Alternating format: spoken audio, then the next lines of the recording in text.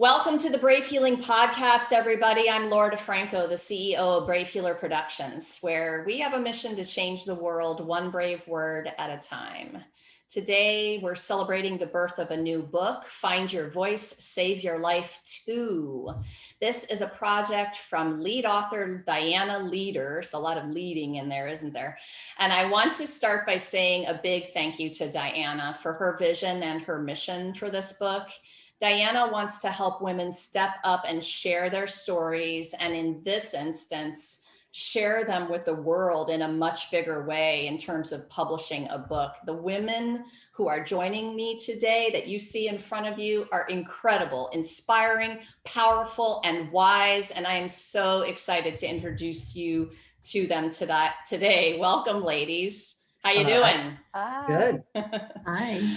I'm so happy to have you all here. You guys, Erica Thomas is the owner of Transitional Solutions and Pocket Strategist, where she helps large and small businesses through growth and transition. Katie Phelan is the founder of KDP Coaching and an expert in personal, that's nice, growth and leadership. I think I need one more cup of coffee for bio reading.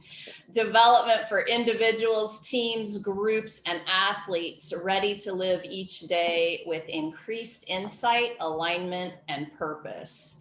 Janine Vitale has lived her life as a teacher, singer, dancer, photographer, and writer, striving to unite technique and spirituality. And Lisa Eddy is the founder of Sacred Beauty Lifestyle Podcast, where she wakes women up to their true power and beauty inside and out. Ooh, I love reading your bios because I can feel the power inside all of you ladies. And I'm really excited to have you share a little bit about what you wrote for this book. So Erica, you are up first today. Tell us about this beautiful chapter that you wrote. Thanks so much, Laura. So my chapter 17, is called Big Little Voices. And it's actually about my son. My son in 2019, Benjamin, was diagnosed with kidney cancer. And he spent most of 2019 fighting kidney cancer. Thank God he's in remission now. But our chapter is really about how not only did I find my voice through his treatments and through his journey, but how I was able to help him find his voice. What's really interesting when a child is diagnosed with something or when they're in the hospital is doctors and nurses tend to talk to the parent.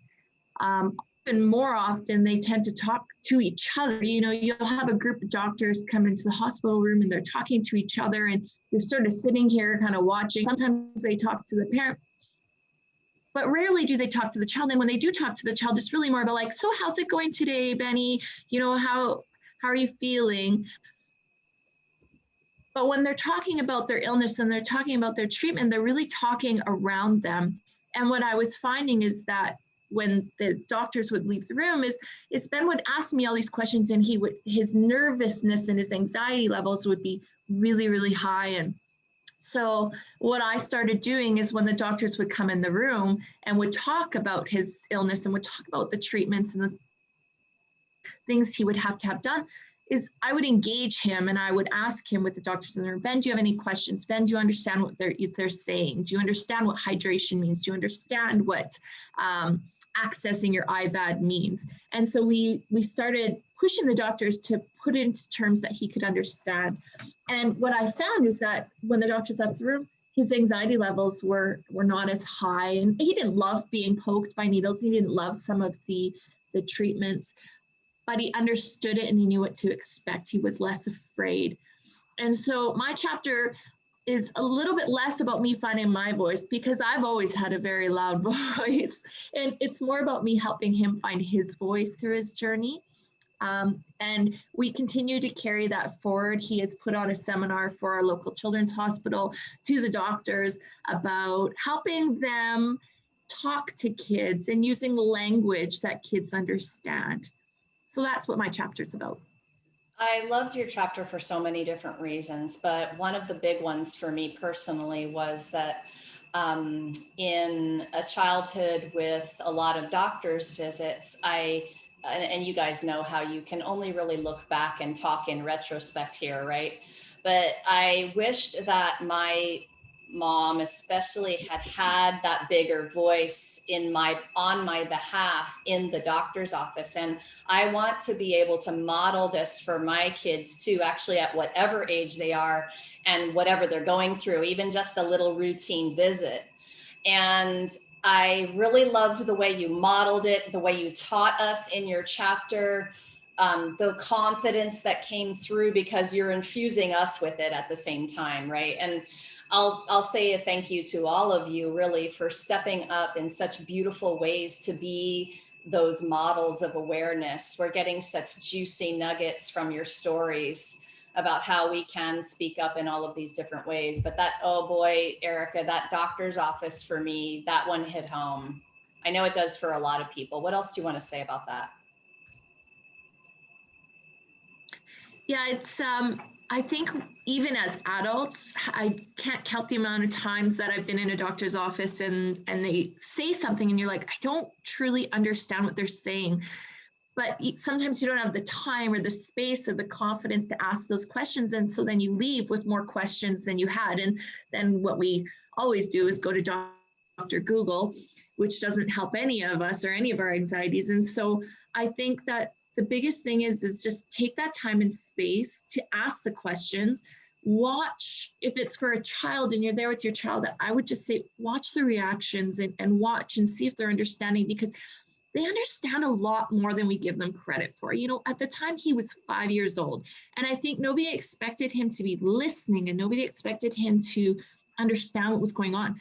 But he's 7 now, and he knows what things like hydration and transfusions and chemotherapy, he knows what those things mean now because he listened and I took the time to explain it to him. Yeah, very awesome. Thank you. Okay, so Katie, I'm going to move to you next. Tell us about your beautiful chapter. Thanks, Laura. I'm Katie, and I wrote chapter number 5. It's called Nudges from the Universe, Transforming Shame into Self-Compassion and Self-Acceptance.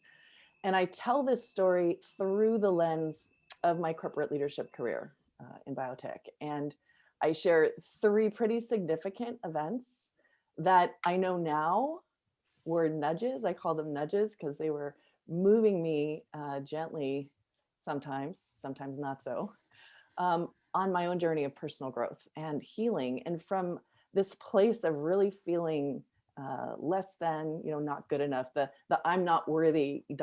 fill in the blank, to really knowing myself, knowing who I am fully and what I want most. And I talk about how I found the courage and the clarity to step away from the path that I was on after 25 years. And Laura, I know I've told you this, it's like 6 months before I was turning 50, and saying, I'm going to do something different.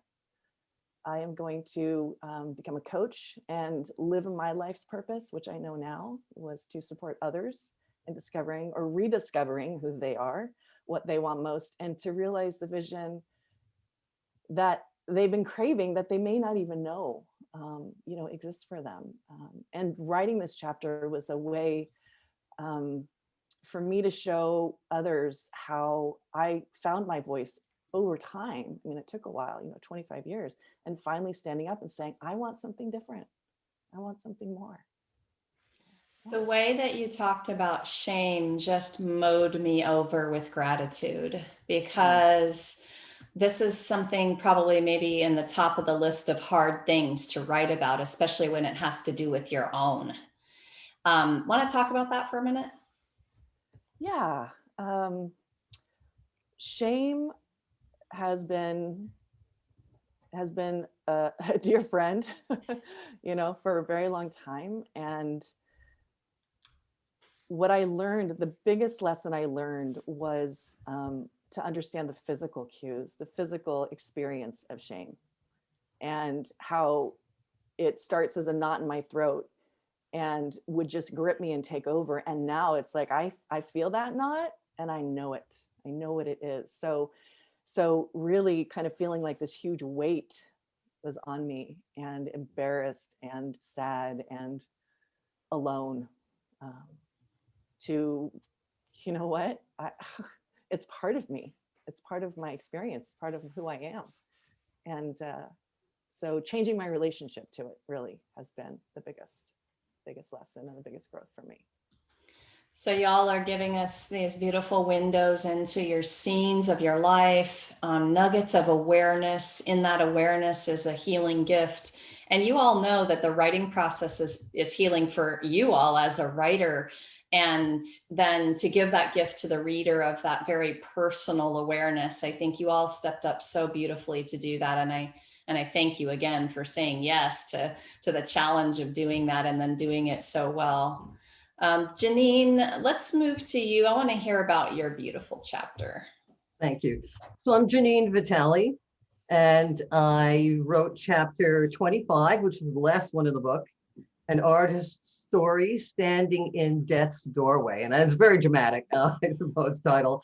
But it took me many, many years to be able to actually talk about this story. The background for it started when I was in high school, when I really had a very marvelous mystical experience singing, and I decided that I would go into music because of that. But I discovered in a conservatory situation that that idea of contacting your spirituality and incorporating it into your performance was not only not recognized, it wasn't understood. So I began to accommodate myself to the conservatory situation, which was working on your technique, of course, and doing a lot of competitions. And I began to have a real disconnect when I was about 21. And at 22, I had gotten so depressed about this because I had felt that I had a calling to do this in my life, and now it was not being recognized. So at 22, I started to search for a way to commit suicide. And this was really unheard of. I had a very happy family, a really great childhood. And but nevertheless, I was looking for a way to do it, but I was saved from doing it by yet another rather unusual mystical experience where I ended up facing my death, but was rescued from it. So I can't give the whole story away here, right? So we won't. But so why did I finally write the story? I want all performers. So I've been in the arts since I was a little kid. When you're in very, very demanding art forms, if you're studying opera, or if you're studying ballet, or if you're studying anything that demands many, many years of technical training, you put off contacting your other side of your personality, other side of your being, your spirituality and your emotional expression. If you're in some other sort of singing, like gospel singing or country maybe, or pop, emotions are really all out there, but that's not taught in the classical fields. And so what happens is the technique becomes disengaged from everything else. And this is not a good way to perform. It's not a good way to live. You have no soul. So my goal has been, through my teaching in my life, has been to try to incorporate these ideas to my students.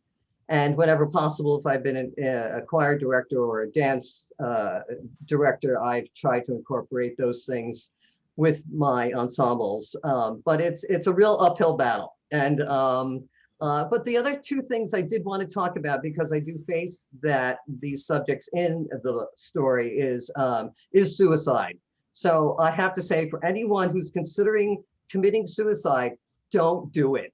Don't do it, because you're only seeing the present. You're only seeing your scope of what's going on around you is so limited. You can't see the future. You really need to live and be able to give the world your gifts, and you don't even know how to do it yet. And so just don't do it. Just don't do it. The other one is all performers really need to work on their spirituality. And I mean, that could be any religion. If you have no religion, it doesn't matter. All religions say the same things. And but it does mean some sort of meditation or prayer where you open up the doorway to have inspiration, and all your creativity and all the solutions come to you for your life's work. Yeah, amazing. I love the way that you bridged the practice with the spirituality, because this is like any art. Hmm. And most people who are in competition phase of whatever they're doing, they're trying to be perfect, but they're not realizing that a bigger thing can move through to help them be perfect in whatever that expression is, the singing, the writing, the artwork, the playing an instrument. Oh my gosh, all of the things, right? So I appreciate the way that you wrote about that quite a bit. You guys are going to need to read Janine's mystical experience scenes, right? I thank you for sharing that, because that takes some courage. And I'm going to get around to all of you in a few minutes about that courage, but let's hear from Lisa Eddy about her amazing chapter first. Thank you, Laura. I'm super excited to be a part of this phenomenal collaboration. Again, I'm Lisa Eddy. Chapter 14, I wrote The Little Girl Who Couldn't and the Woman Who Did, where I tell the story of domestic violence, growing up in a very volatile, violent, really terrifying home environment, and how that ended up coming full circle for me. How I was trained away from my voice. Like Erica was saying, I've always been a super strong vocal, and people know me as that, but the inner voice, that true deep power and knowing that was squashed as a young girl for speaking out, how I was trained away from that piece and then finding my way back to it has been such a journey.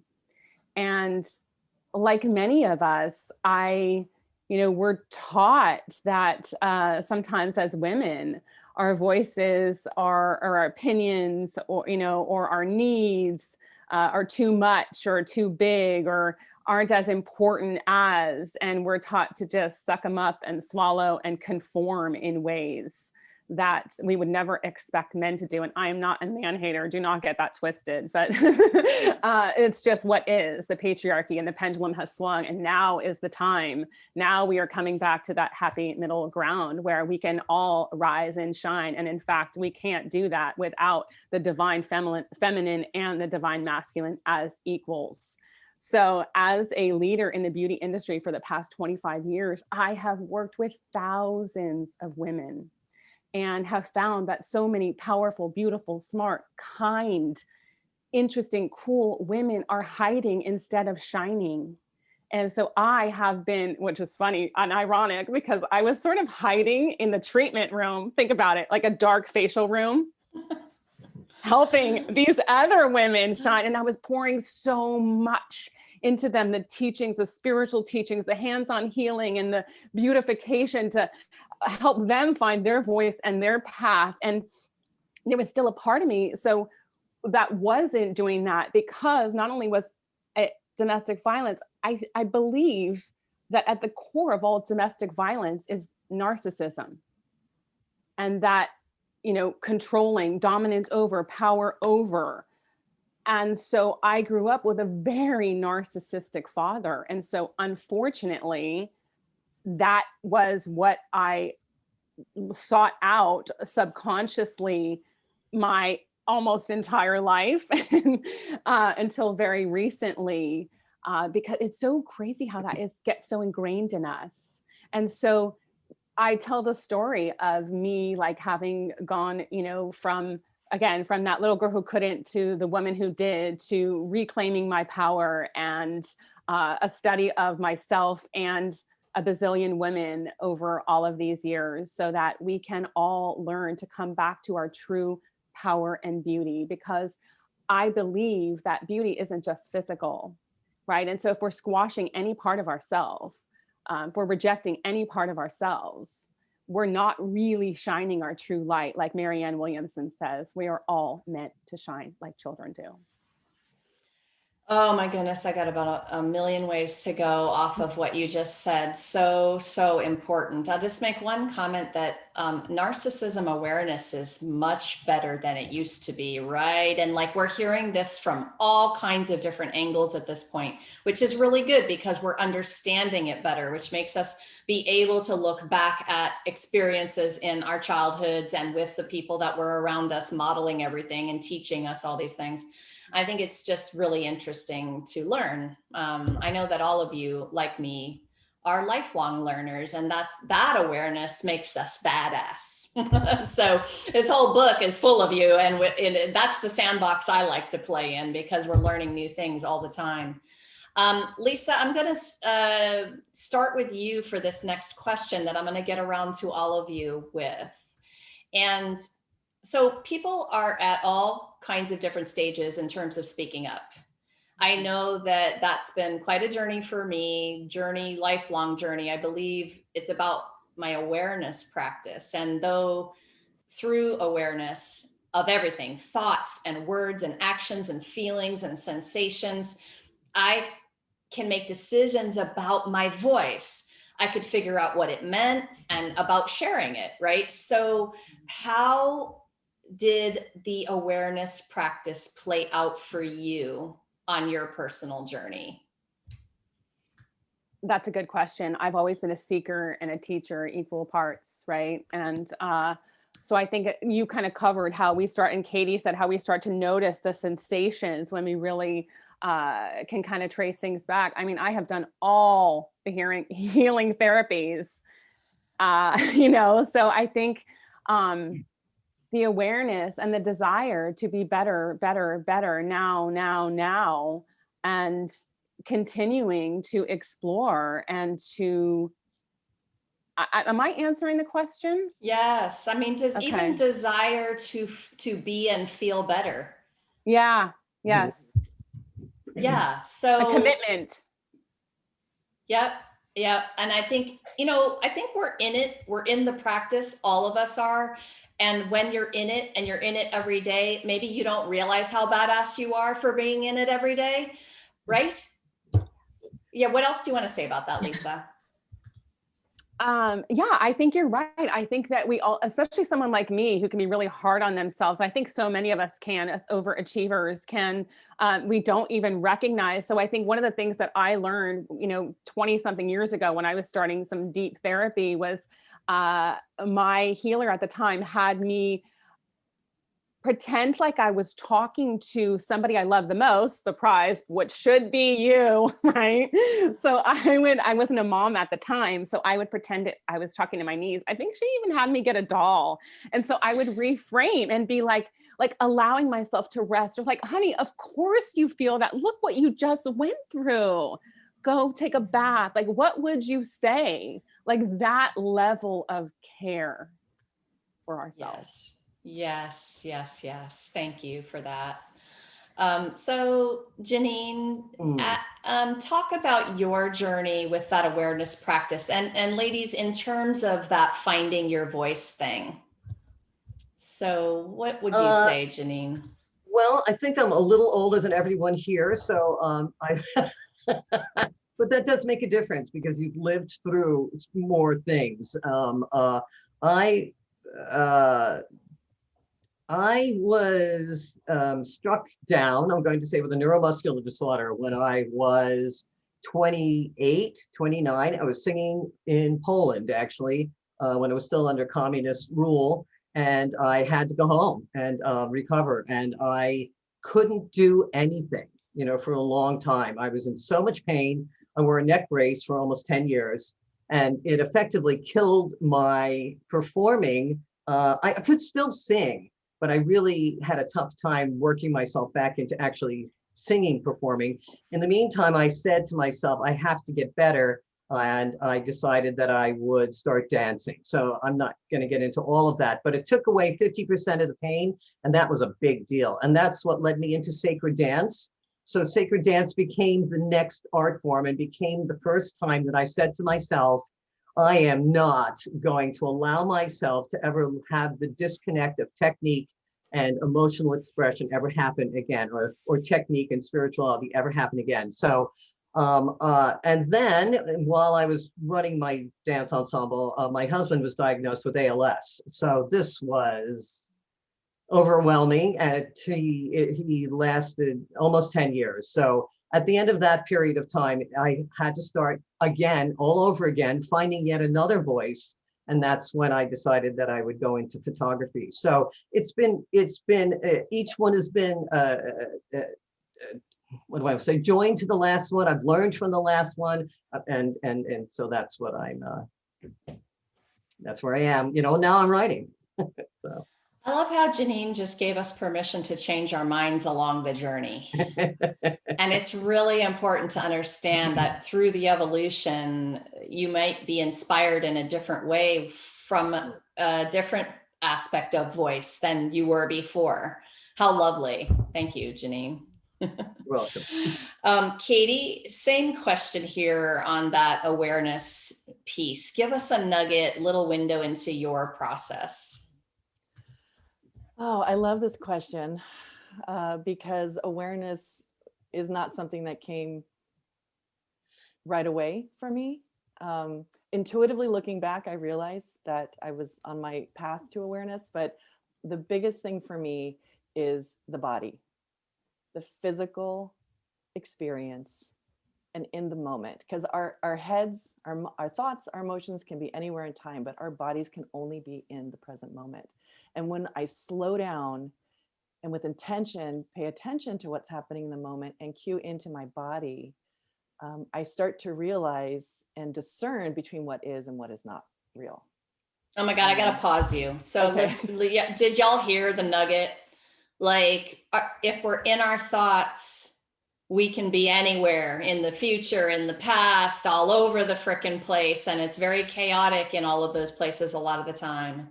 But when you anchor into your body, you can only be in the here and now.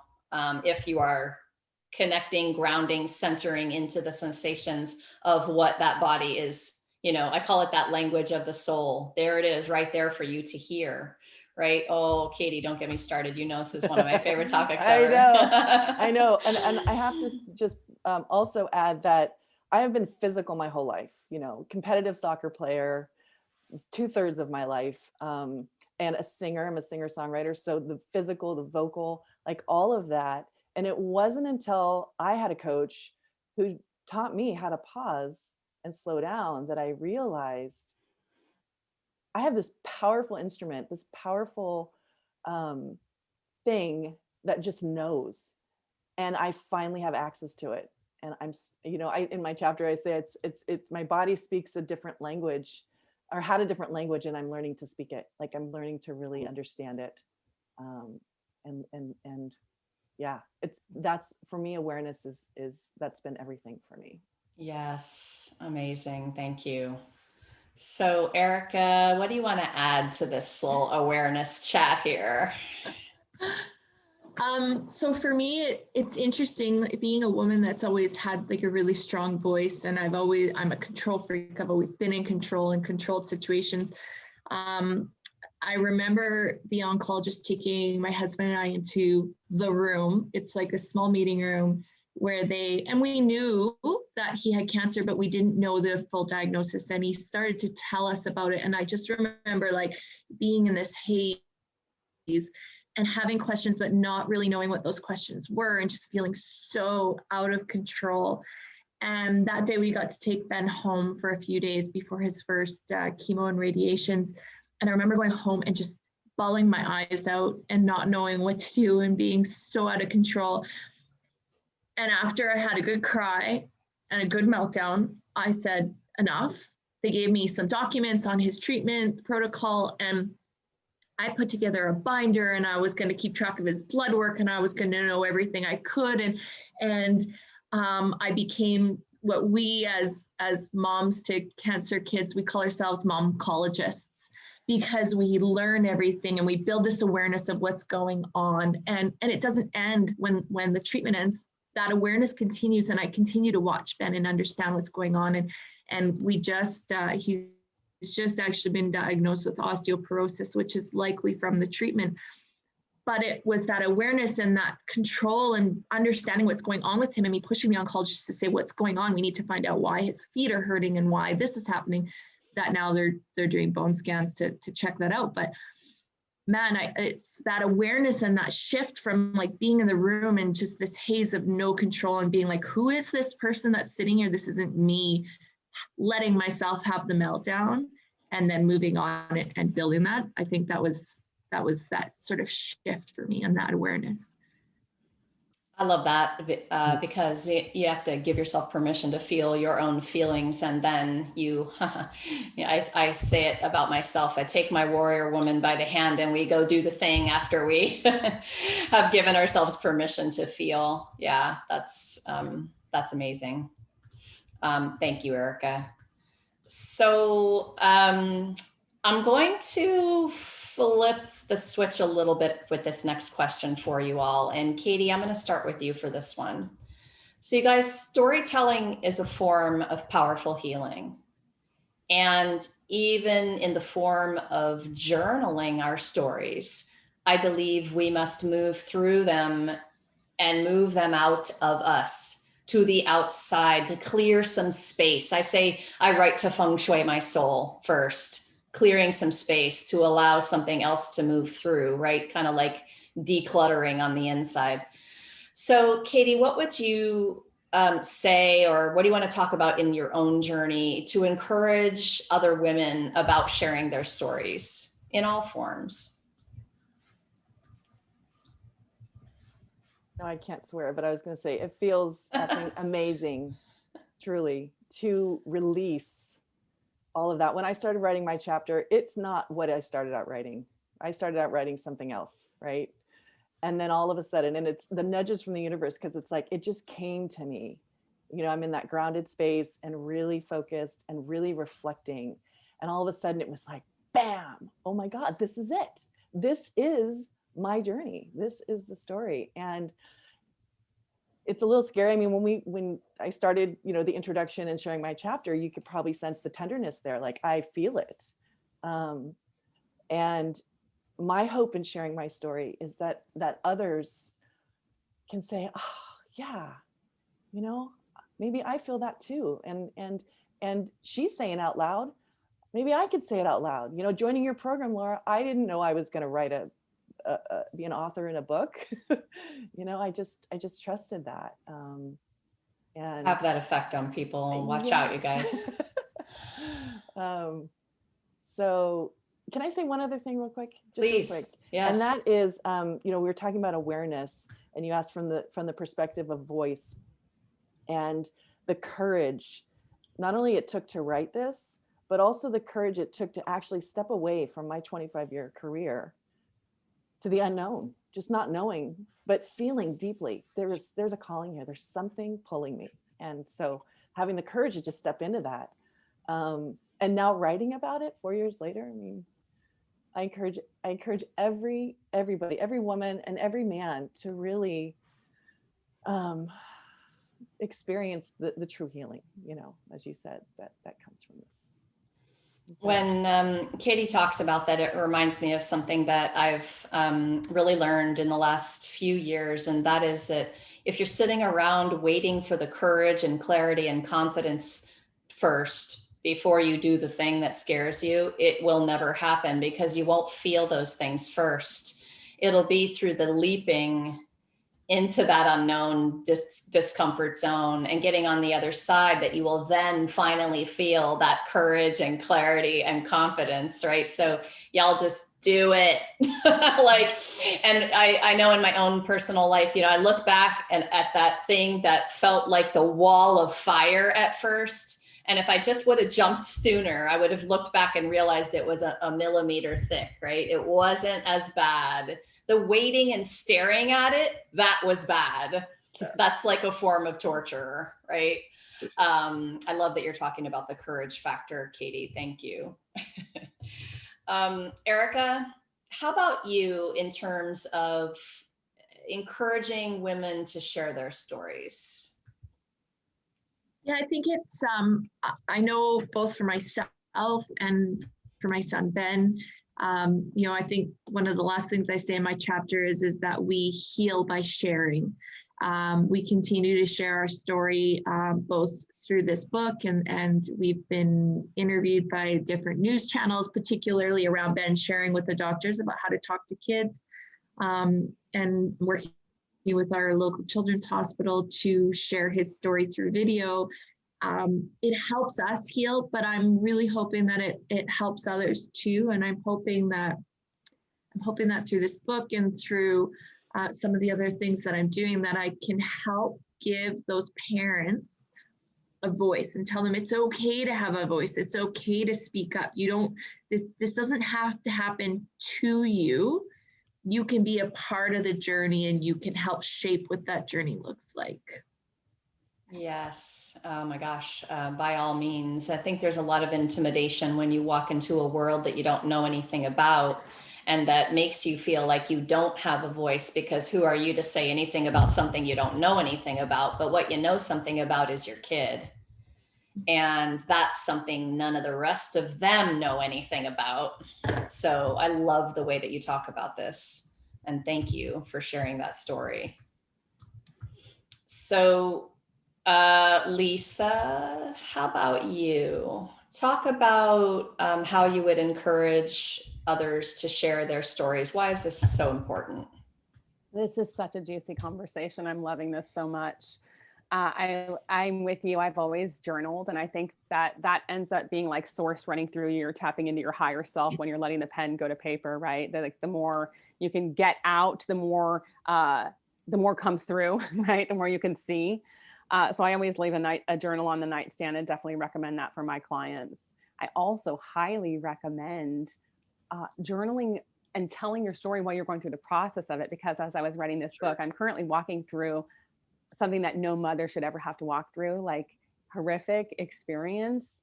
And I'm now journaling this whole process as I'm going through it, which is not only healing and clarifying, but wow, won't that be easier to write that book when the time comes? And the power of storytelling. And I think what's really important too is representation with women telling their stories, because, you know, even going back to education, so many of the books were written by men, right? And so now her story is finally really being told at this time.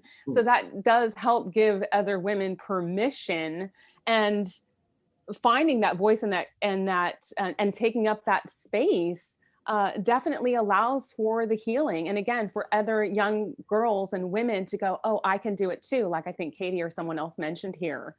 And I think that we're also really, you know, coming back to the storytelling, realizing like our ancestors used to sit around the fire. We've disconnected so much from the knowledge and wisdom that our aunties and, you know, the neighbors and the grandmas would provide, right? Having the elders around us, growing up in villages and tribes, right? And so I think that this storytelling is so beautiful in bringing back that the wisdom and teaching, so that people can start to recognize and understand as something comes up and they see it. This is what they were talking about. I know what's going on here, and maybe know how to handle things better. Like, amen, right? Isn't that the purpose of life? I'm sorry, I'm going to say one more thing. The purpose of life is to find our gift and to share it with the world. So when we have gone through such pain, it's almost our responsibility to turn that misery into ministry. Mm-hmm. And that's what makes you all such badasses, because you actually step up and take responsibility for stuff like that. That's a big deal. Yeah, and yes, Erica. Laura? Yeah, I just wanted to say that I think what's really interesting, and I completely agree with you, Lisa, and I don't know where we lost the ability to sort of talk to each other about hard things. And so I know when I found, like, even telling our stories and talking to people, you get this like look, and then you get the toxic positivity of, oh, it's okay, it's going to be okay. Look at him, he looks so good. And you're like, oh, I understand that he looks good, but just listen to me. I want to tell you, and I get that what I'm telling you is making you feel uncomfortable, but that's a you problem, and I'm going to continue to tell my story, and you just need to listen and understand. And I think the other thing I would offer is tell your story and then listen to other people's story. If it makes you feel uncomfortable and you don't know what to say, it's totally okay to just say, I'm really sorry. I don't know what to say. That effing sucks. Just right. It's okay to say that, but let people tell their story. Yes, thank you for that. That's a healing space that you hold when you practice that for other people. It's a big deal. Janine, wrap us up today, girl. Talk to me about storytelling and what you would suggest to all of these beautiful women who are listening to us today. Well, I'm so glad that I'm alive during this renaissance, because it truly is an amazing renaissance of women's power. I never thought that I would live to see this. I'm just happy I'm alive, to see it happen, because because it's only going to transform the world. I mean, women are only that, just that little thing. Yes, they're transforming the world, and they're insisting not to be squashed, and they're all coming together with incredible power. Because and it's I'm just even the last 5 years, I just can't get over it. I really can't. So I'm delighted to be part of this group, and it's with serendipity, that I wanted to wrap up these ideas that have happened to me in my life, and I just didn't know how to begin to do it. So this really is the beginning. And in terms of storytelling, Lisa, you were talking about the everybody doing it. So I have to give credit to this one friend of mine in Hopkinton, Massachusetts, named Cheryl Peralt, who got me into stand-up storytelling. I don't know, 6 years ago, and she is phenomenal, and she is transforming the lives of many people, not only women but men, to get into this new old thing, stand up and tell a story about your life. So that's how I got into writing, actually, because I would stand up and do my story, and I said, I can write this down. So I just want to thank everybody in the group, really, and all the other people who are that are going to be doing podcasts, and the other writers, for surging forward with such incredible power. I mean, it's really amazing. I'm just thrilled to death. I'm thrilled to death, with how the world is changing. So that new old thing of storytelling, right? Yeah. Like, it's showing up in different ways, and I love it. I love everything about it. Authors, amazing women. Thank you so much for what you do in the world and for being here today to share it with everyone. So you guys, listeners, please just scroll down a little bit into the show notes, because all of these beautiful women's contact information is down there. Take a next step, explore their website, see what they're up to. They're all up to so much amazingness in the world, right? And they have a lot to share with you. And you can come find us on Facebook too. I'm going to have a link down below. But most importantly, please join us on the Brave Healer Productions Facebook page on August 3rd at 10 a.m. Eastern, because we're going to be having a little book launch party celebration with all of our authors. We're going to have some super cool giveaways for our book purchasers that day. Authors will be there to inspire you and read pieces of their chapter, so you'll get to hear from them again. And of course, if you're listening after August 3rd, well, you got to get your butt to Amazon, because that means the book is available and you can grab your copy of Find Your Voice, Save Your Life too. Lastly today, everybody, remember, you were born so you're worthy. Your message matters. What if the thing you're still a little afraid to share is exactly what someone needs to hear to change or even save their life? It's time to be brave. See you next time, everyone. Thank you, ladies. Thanks, Laura. Mhm. Thank you. Bye. Bye.